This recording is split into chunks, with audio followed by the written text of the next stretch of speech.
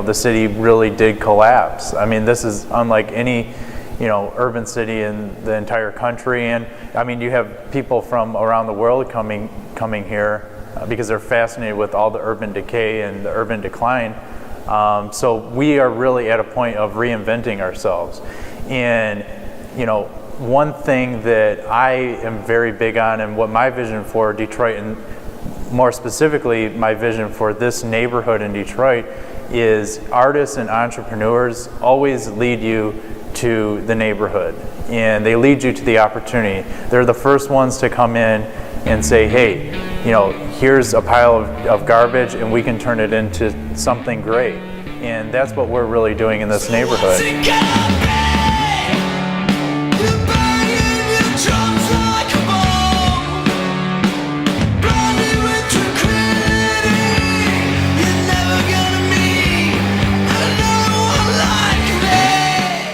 Revitalization of Detroit, I think, is a wonderful thing, but I also feel that people need to revitalize their hearts as well as their minds and spirits.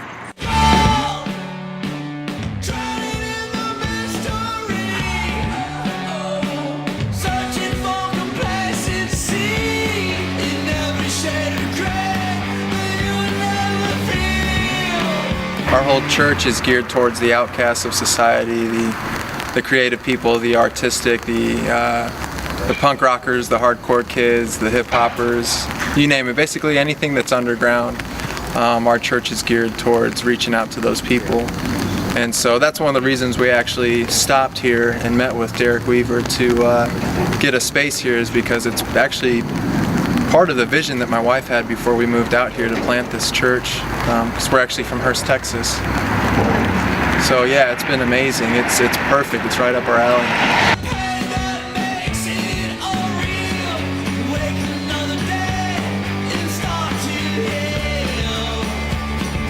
I have this building up the street, and I'd love to put like some type of artistic murals on the front to kind of activate the space. And he did 3 murals on the front of the 4-7 through an arts incubator. And then after he got permission, he got 2 other artists to come and work on the mural with him.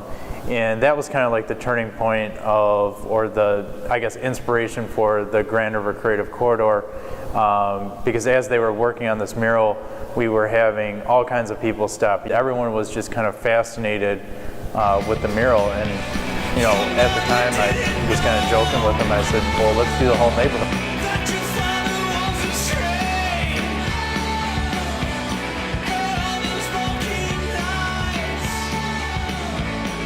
I'm excited about it because part of the vision that the Lord's given me for Detroit is a scripture from Isaiah, and it's talking about rebuilding the ancient ruins.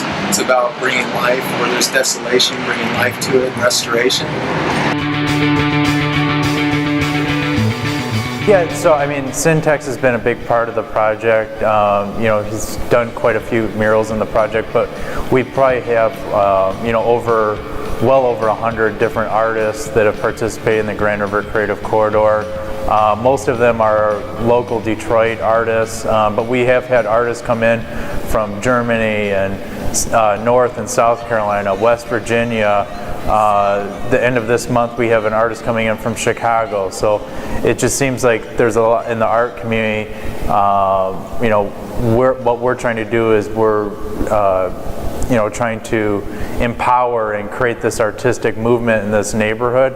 And it's not only getting the attention of local artists, but artists around the country are starting to notice it.